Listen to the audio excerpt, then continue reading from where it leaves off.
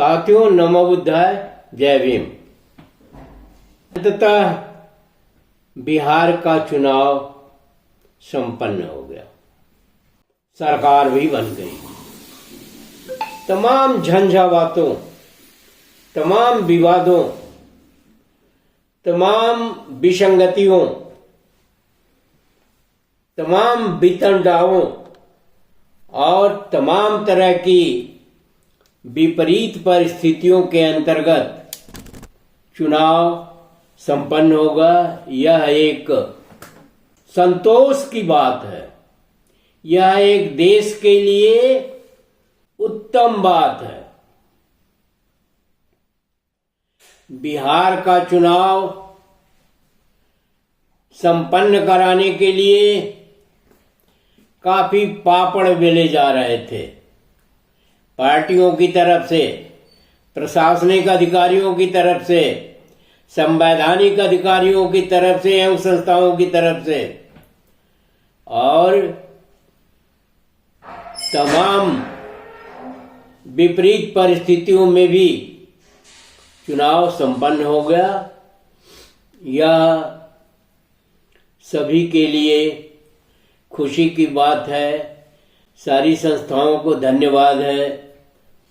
और एक किसी तरह का विपरीत परिस्थिति नहीं उठने पाई और संपन्नता लगभग समाप्त हो गई। उसके परिणाम भी आ गए। परिणाम चौंकाने वाले थे, लेकिन कोई चौंकाने वाला नहीं था। परिणाम एज यूजुअल था। परिणाम में कोई दिक्कत नहीं थी और परिणाम का बंदरबांट भी हो गया। जो भी परिणाम आए उसमें सरकार भी बन गई, बंदरबांट भी हो गया, और कुछ कुछ जो कसर दिलों के अंदर रह गई वो अभी रहेगी। भारत देश में रहने वाले यहाँ के निवासी कुछ तो मूर्ख हैं, कुछ अज्ञानी हैं, कुछ धर्म का ढोंग पाखंड आडंबर करते हैं और अपना धंधा करते हैं।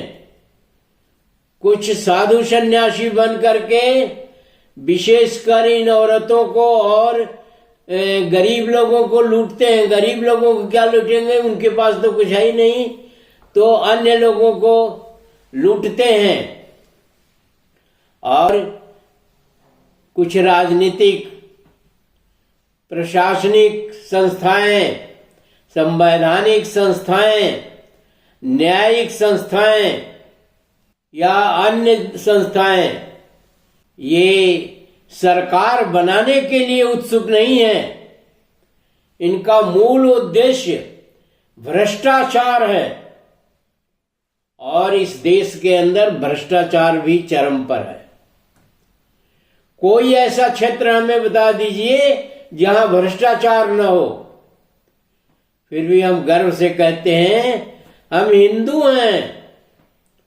फिर गर्व से कहते हैं इस देश के निवासी हैं। जाने क्या क्या कहते हैं।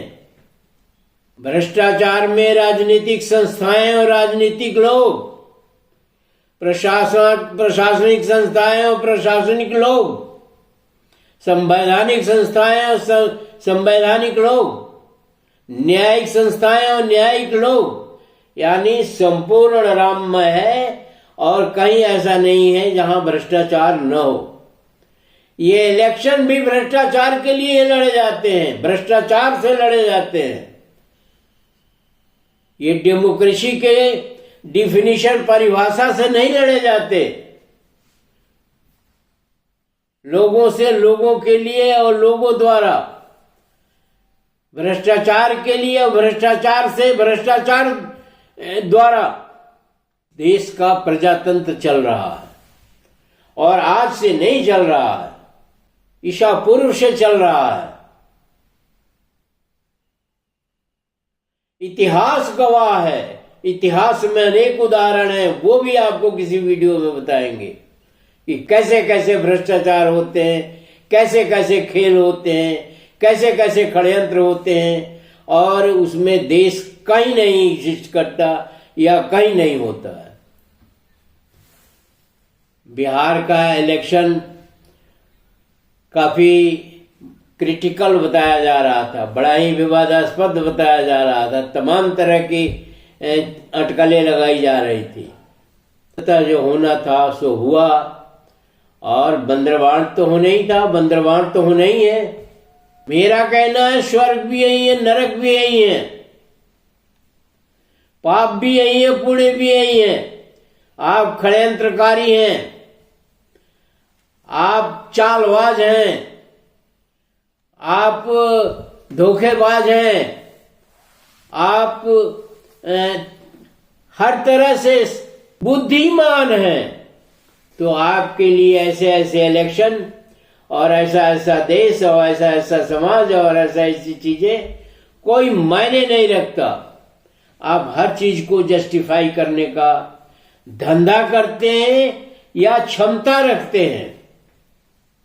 कहीं कोई बार नहीं है, कहीं कोई नियम कानून नहीं है, कहीं कोई सामाजिकता नहीं है, कहीं कोई आत्म स्वाभिमान नहीं है।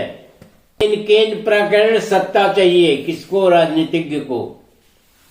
केन प्रकरण सत्ता का सहारा चाहिए संवैधानिक संस्थाओं को, और प्रशासनिक संस्थाओं को भी सत्ता का सहारा चाहिए। कहीं किसी के अंदर कोई हिम्मत नहीं है, कहीं कोई साहस नहीं है, कहीं कोई देश प्रेम नहीं है, सब रंगे हुए हैं। All are blue jackals. आप देखिए, नजर उठा के देखिए, आप ईमानदारी से देखिए, आप एक देश के सच्चे निवासी की हैसियत से देखिए, क्या समाज की दशा है, क्या नैतिक मूल्यों की दशा है। कहीं कोई नैतिक मूल्य नहीं है, सारा नैतिक मूल्य भ्रष्टाचार के इर्द गिर्द तांडव कर रहा है। और जनता के कुछ लोग अनेक हिस्सों में बटे हुए हैं, कुछ तो मूर्ख हैं, कुछ तमाम लोगों से जुड़े हुए हैं, चाहे वो भ्रष्ट हो चाहे सही हो। भ्रष्ट सही तो कोई नहीं है यहां आज की डेट में। पैसा ही भगवान है, रुपया ही भगवान है, और आपकी झूठी नैतिकता ही भगवान है। भगवान को तो मैं नहीं मानता, कुदरत है, प्रकृति है। इस देश को सत्यानाश करने का आपने ठेका ले रखा है। एक होड़ मची हुई है सत्ता में, मैं तो मैं तो मैं। क्यों भाई, सत्ता में क्या कुछ खास बात है? सत्ता निरंकुश और अहंकारी है। आप निरंकुश अहंकारी होना चाहते हैं, अत्याचार करने में आपको मजा आता है, आपको नियम कानून तोड़ने में मजा आता है, आपको उच्छृंखल होने में गर्व महसूस होता है, आपको तमाम तरह की बुराइयों में आपको आप अपनी शान समझते हैं। मैं ठाकुर हूं, मैं पंडित हूं, मैं ये हूं, मैं वो हूं, ये जातियों के रिस्पेक्ट में। मैं भगवान को जानता हूं, ईश्वर को जानता हूं, और सबका माल लूट करके घर ले आता हूं। ये आपकी विडंबना है। को झूठे मान सम्मान की आदत पड़ गई है, आपको झूठ बोलने की आदत पड़ गई है, आपको सत्य को नकारने की आदत पड़ गई है, आपको अहंकार और निरंकुश होने की आदत पड़ गई है। आपको मान सम्मान नहीं चाहिए, झूठे मान सम्मान चाहिए आपको। आप पैदाइशी मान सम्मान पाने के लिए अधिकारी हैं।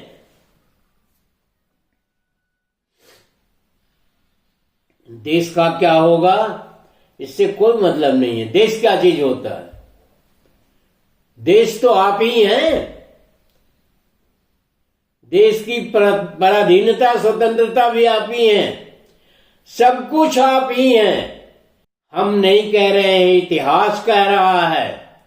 पुराने इतिहास उठा के देख लीजिए। सत्ता के लिए अजात शत्रु पितृहंता था। बिंडूम जो प्रसन्नजेत का लड़का था वो भी पितृहंता था। और अनेक इस तरह की स्थितियां मिल जाएंगी जब सत्ता के लिए हमने अपने पिता का ही हत्या कर दी। षड्यंत्र नहीं, हत्या।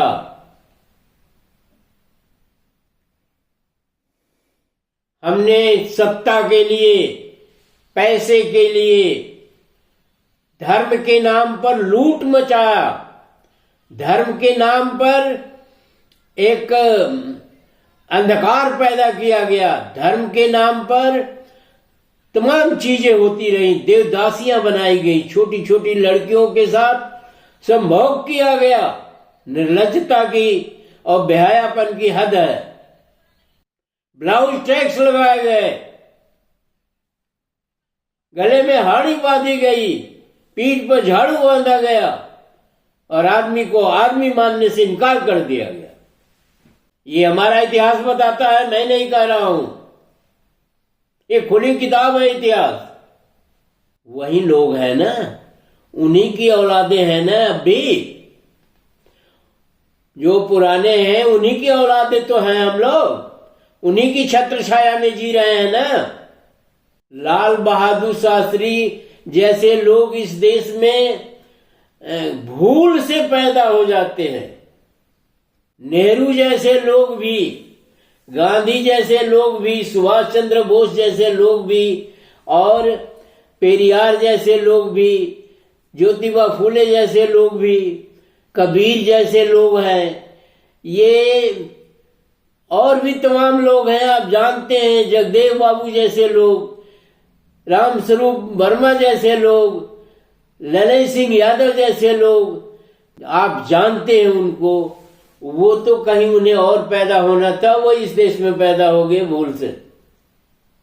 उनकी भी आपने जबरदस्त दुर्दशा करी। उनके साथ भी आपने अत्याचार किए। उनको मरवाने के लिए मुखबिरी किया। उनको परेशान करने के लिए आपने अपनी कोर कसर उठा नहीं रखी। इसी बिहार की अनेक घटनाएं हैं। बिहार एक शब्द नहीं है, एक प्रांत नहीं है। उसके साथ एक बहुत बड़ा इतिहास जुड़ा हुआ है। एक बहुत बड़ा अस्मिता जुड़ी हुई है, जिसका हम दोहन कर रहे हैं। इस देश को, ये देश अब चौराहे पर खड़ा हो चुका है। अब इस चौराहे से उसे किधर मुड़ना है, अब ये तो समय ही बताएगा। धर्म की तरफ देखो तो निराशा होती है, शिक्षा की तरफ देखो तो निराशा होती है, रोजगार की तरफ देखो तो निराशा है, स्वास्थ्य की तरफ देखो तो निराशा है। जिधर देखो उधर निराशा ही निराशा है। इन निराशाओं से कैसे पार पाएंगे? ये सत्ता लेके आप मरेंगे नहीं, सत्ता छोड़ के मरेंगे। ये धर्म का मूल पाठ आपको बता रहे हैं। आपके पीछे आपका इतिहास छूटेगा। उस इतिहास को भी आप तोड़ मरोड़ करके उसका सत्यानाश कर चुके होंगे। ये देश लावारिस देश है, और आज से नहीं, बहुत पहले से। इस देश में आज तक कोई धर्म नहीं बना, कोई समाज नहीं बना, कोई शिक्षा का स्वरूप नहीं बना, कोई रोजगार की व्यवस्था नहीं हुई, कोई स्वास्थ्य की व्यवस्था नहीं हुई। हम एक दूसरे से लड़ते रहते हैं, कभी जात के नाम पर, हम बड़े हैं तुम छोटे हो, धर्म के नाम पर, कभी ढोंग पाखंड आडंबर के नाम पर, कभी शिक्षा के नाम पर, अब शिक्षा विद्यालय खत्म हो रहे हैं और शराब की दुकानें खोली जा रही हैं और धर्म के व्यापारी खोल रहे हैं कमी अपने स्वार्थ के लिए। तो तमाम चीजें हैं जिनके बारे में आप जानते हैं और आप जानबूझ करके आपके अंदर एक लालच छाया हुआ है। देश का सम्मान करने तो हमें आता ही नहीं। देश में इतनी कुरीतियां हैं, कांवड़ यात्रा और धर्म ग्रंथ तो इस देश का सत्यानाश कर चुके हैं और फिर करेंगे। तो बंदरवांट हो गया, बिहार में शांति हो गई। अब इस बंदरबांट को जो है खाना है, कमाना है और अगले इलेक्शन की तैयारी करना है। कोई नहीं चाहता है बिहार में विकास हो। जिस दिन विकास हो जाएगा उस दिन जिस तरह से आप सरकार बना रहे हैं इस तरह से कतई सरकार नहीं बनेगी। आप जानते हैं क्योंकि आप मक्कार हैं, आप षड्यंत्रकारी हैं और आप स्वार्थी हैं।